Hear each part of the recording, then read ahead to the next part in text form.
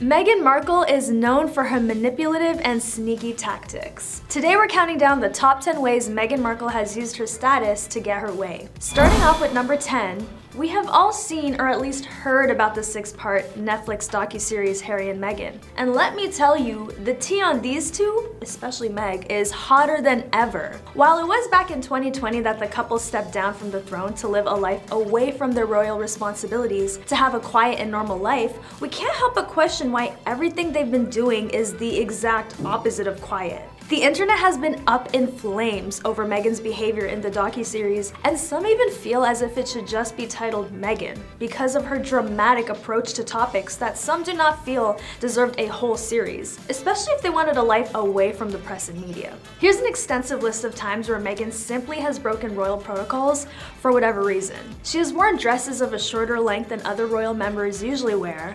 The couple's wedding was not on a weekday, which is royal tradition. While on their South African tour, the couple made a request to only be referred to as Harry and Meghan instead of as their royal titles. The two of them are regularly seen showing PDA, such as hugging and holding hands in photographs taken by paparazzi. She wore Dior to Archie's christening, even though the royal mother typically wears a piece by a British designer. The couple announced baby Archie's birth on Instagram, even though traditionally, the news of a royal baby is shared on a ceremonial easel outside of Buckingham Palace. It is highly unusual for a royal to do so, but she hasn't worn pantyhose more than once. There are images of her entering the car before the Queen too. Another rule part of the royal family is not to voice any political views, but of course, Meghan has done that as well. As tiring as it was to list out all the times Meghan has done something different than what is usually part of the royal traditions or just unofficial rules, it makes us question Meghan's efforts to fit into the royals as she's claimed to do. A bombshell report shed light on Meghan and Harry's supposed tempers leading up to their wedding day. Body language experts have revealed that Meghan's behaviors and actions show her as a manipulative narcissist who is using Harry's vulnerability against him and controlling him to do everything she wants. Others believe she wanted to step away from the royals because she was unable to control the narrative of the British press. That is some drama. Let me know in the comments below if you agree. In an astonishing allegation, the Queen was forced to step in and pull Meghan and Harry in line after Meghan was told she couldn't wear the original tiara she'd picked out from the Queen's collection. Meghan had her heart set on this tiara with emeralds, and Prince Harry hit the roof when they were told it was impossible for her to wear it. As the origins of the tiara could not be 100% confirmed, the Queen apparently would not loan it out, and it did not go down well. Apparently, there was a very heated exchange where the Queen spoke to Harry about Meghan not being able to have whatever she wants. She also had to remind him that Meghan gets a tiara given by her. The message from the Queen was very much that Meghan needed to think about how she speaks to staff members and be careful to follow family protocols. We all know Meghan was an actress before she stepped down to become an activist and Duchess of Sussex. So we can't help but wonder why her reasoning to step down from royalty had to do with an overwhelming amount of media attention when she was subject to that throughout her acting career. What are your thoughts on this? Is it valid, or do you think she's lying or hiding something? Another thing I can't help but wonder is why she wanted to step away from the royal responsibilities if she still continues to use her title as Duchess of Sussex, and along with that had to involve her husband Prince Harry into stepping down from his royal bloodline. Is it a manipulation tactic, or is it love? Will we ever find out? Now she may say she has called it quits on her acting career, but this just might be her biggest act of them all. As many question whether she's playing the victim, it only makes sense for an actor to put on a show for the public whether they like it or not. It seems as if Meghan had not gotten the message. 3 royal aides have resigned since Meghan and Harry were married in May 2018. In December 2018, it was announced that Samantha Cohen, private secretary to Harry and Meghan, would leave their service in British Spring 2019, after the birth of the couple's royal baby. Samantha has worked with the royal family for 17 years and was reminisced as being a huge loss for the family. Samantha, the former royal aide, served as assistant private secretary and communications secretary to the Queen and was one of her most trusted members of staff. In October 2018, another palace aide and assistant quit for the same reason. She reportedly put off staff with her rumored routine of getting up at 5 a.m. and bombarding aides with texts, and her eyebrow-raising fashion. Counting down to 7th on the list, many people are starting to believe Meghan's actions are more performative than true advocacy. If you want to go and do something to help an underdeveloped region, Is it necessary to bring cameras with you to record you doing a good deed? Meghan might be onto something, and we're starting to think the bigger picture is to show people that she's a good person who helps others while simultaneously using her status to get her way. Other times the cameras have been an issue is during the Docu-Series when the couple was called out for using a royal family approved picture of them walking out to prove a point about them being hounded by paparazzi.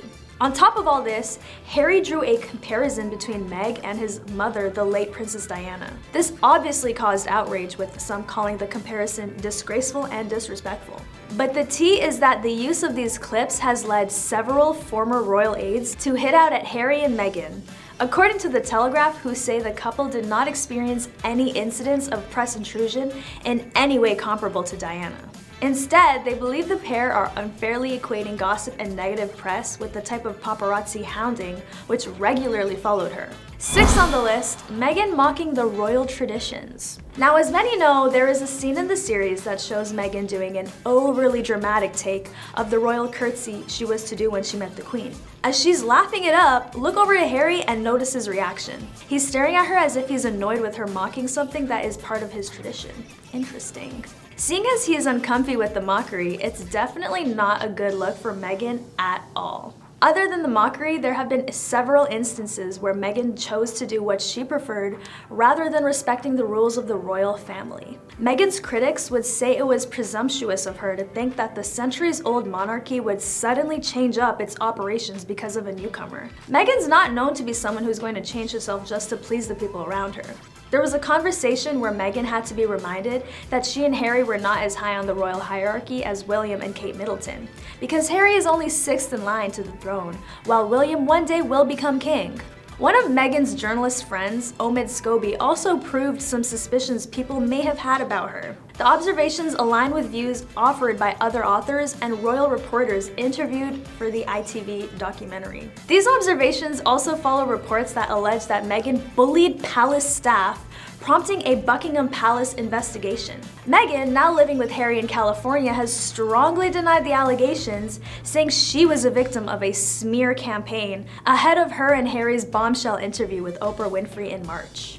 Now, if your own friend is confirming some of these suspicions that are pointing to you being different than what you claim, it really does not come off as a good look. Within an interview with Oprah, Meghan claims she knew nothing about the life she was set to live with the love of her life, Prince Harry. According to a well-placed source, that was, wait for it, a blatant lie. Prince Harry and brother William's private secretary at the time had created an organized folder with information and contacts to help Meghan in this transition into royal life. But clearly she didn't care to learn any of it, and on top of that, accused the palace of not directing her through this journey. Sounds like a you problem, Meghan. Another lie she had orchestrated was about not having her niece invited to the wedding, which she said was guidance through the palace, when in reality, the press team was desperate for Meghan to have more family and friends at the wedding, but she simply didn't want Ashley, her niece, exposed to the media. Because of all the times Meghan opted out to avoid telling the truth, the question now is how much will the couple's credibility suffer in the future now? As we continue to spill the tea, here's number 4 on the list. After the infamous Oprah interview dropped back in 2021, the couple has been accused of prolific lying. With lies being told, people can't help but wonder what is the truth and what is being exaggerated. After getting an award for heroism, royal expert Angela Levin has spoken about how they did not deserve it because of the things that were said in the interview. If you haven't watched the interview, there has been endless criticism on many things that have happened throughout the interview, from questionable body language to overdramatic recalls of personal situations. She brought up how she hasn't gotten any help with her mental health, which many were also quick to call out, by saying that was fake news.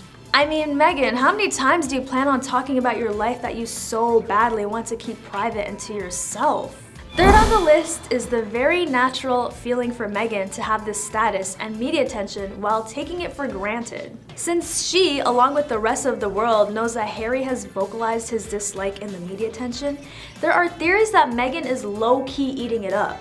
To be fair, Prince Harry has gotten much more attention throughout his life, so she has to remain on the same page as Harry and make sure the public can see she isn't liking it either when, let's be real, we all know the real tea. I mean, why else could you possibly be making the news as often as you do if you didn't like it?